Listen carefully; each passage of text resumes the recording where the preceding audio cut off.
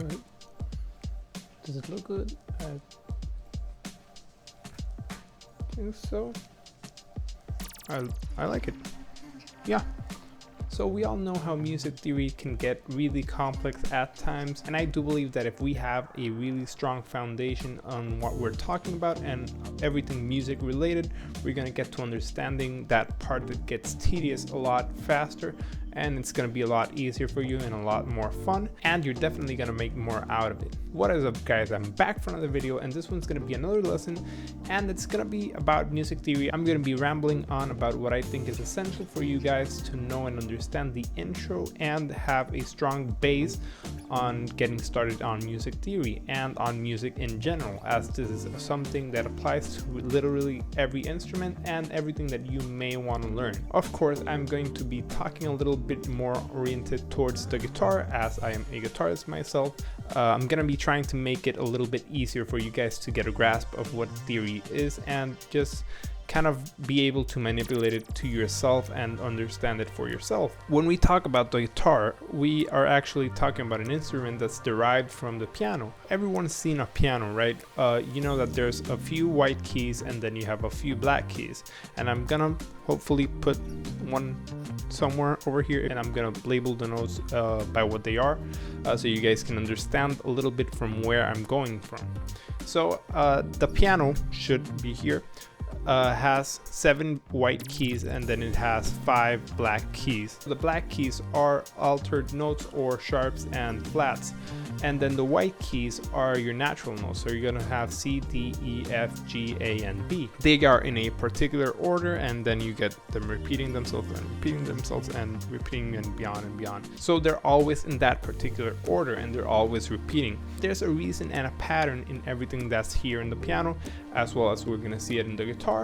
Of course, the guitar is based out of that. The guitar is tuned differently and everything is applied a little bit different, but everything comes out of here, which is what I'm trying to get you to realize and maybe have a more visual way to see the representation of music rather than the guitar, because I do understand that it's quite complex seeing it all on the guitar for the first time, and maybe the piano may help you understand them both and just kind of help you understand theory better. So let's start with the basics, which is the C major scale. So a scale is a particular set of notes, and then the major is a quality that we're giving to that scale. And right now we're going to be looking at the C major scale. Like I already mentioned, this is the parent scale for literally everything that we know and understand right now in music, and this is the base where music theory was founded on. The C major scale has a particular order, which you're also going to see somewhere here, and as you may have seen it in the piano, it's all of the white keys. So why do some white keys have a black key in between and then some others don't? So the answer is going to be pretty simple, and that's the distance that we have between each note,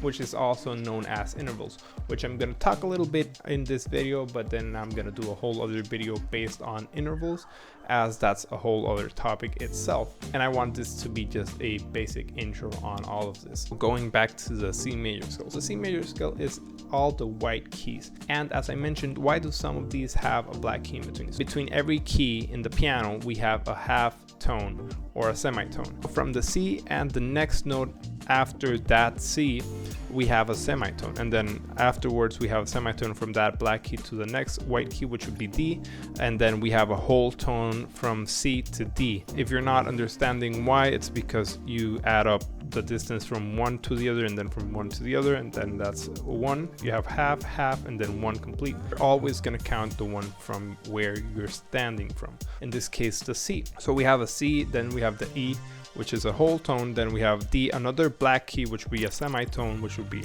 half tone, and then another semitone to get to the E. So we have whole, whole, and what I mean by whole is whole tone and then whole tone. And then we have E to F, and just both of them are white keys, so there's just a half tone between those two, and you want to see it as half tone or semitone. So we have whole, whole, semitone, and now from F to G we repeat the process, and we have F, another black key, and then we have the G, then the same from G to A, then the same from A to B, and then from B to C we don't have a black key, we have a semitone again. And there's something interesting going on here, quite a few things that you are going to want to learn, and that's the formula for the major scale, which is whole, whole, semitone, whole, semitone, or whole tone, semitone, whole tone, semitone. And then another thing that you're gonna want to learn is the distance from those particular notes that I already mentioned, the natural notes. Because when you come see it on the guitar, I'm gonna grab mine quickly so you guys can see. It's gonna be quite easier for you to maybe visualize the strings and what's going on when you're playing. So if we play the 6th string, we have an E, and then like I already mentioned, from E to F, there's no black key, so it's just a half tone. So if we go from E, which is the 6th string open, to the 1st fret, we have an F. That because that's a half tone or a semitone. And then from F to G, there's a black key in between, so then this would be that black key, and then the next note would be G, so the 3rd fret would be G. So basically it's gonna be helpful for you to learn and visualize the frets on the guitar and where are the notes. And honestly, learning the notes on the fretboard of the guitar is one of the best things that you're gonna want to learn when picking up the guitar. It's gonna help you visualize and learn faster and kind of know your way around just a whole lot faster. So I'm just gonna put the guitar right there. So as you can see, it directly translates to the guitar. It's just a little bit different. The guitar is tuned in 4th, and then it has a jump in 3rd, and that's going to be explained later on. Another thing that you're going to want to learn is the formula, like I already mentioned.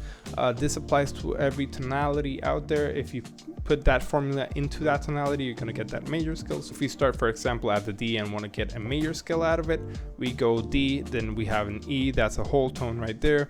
Then we go from E to F, there's a semitone right there, so we're going to have to do something about the semitone here, which would be the F, and we want to sharpen that note to get a whole tone between the E and the F. So let's go back a little bit. From D to E we have one tone, from D to F we have a semitone, but if we add a semitone to it and we make it sharp, we have a whole tone. So we have D, one tone, to E, so we have one whole tone. Then we go from E to F sharp, we have another whole tone, so we're going in fitting this scale to the formula that I already mentioned. And then we go from F sharp to G, which would be a semitone, which is perfect for the formula. Then we have a G to A, that's a whole tone. Then we have an A to B, that's another whole tone. Then we have a B to C, which is another semitone, but we need a whole tone. And as I already mentioned before, we have to do something about this one without messing up the last one. So what we're gonna do again is sharpen the C. We get a C sharp to get the whole tone between B and C. In this case, it's gonna be a C sharp.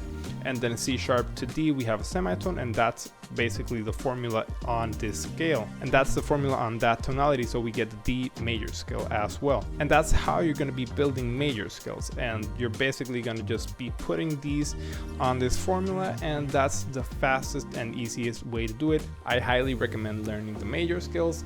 There's a whole lot of material inside of them for a few years of studying, and I'm not exaggerating. There's literally a few years of studying with the major scale only.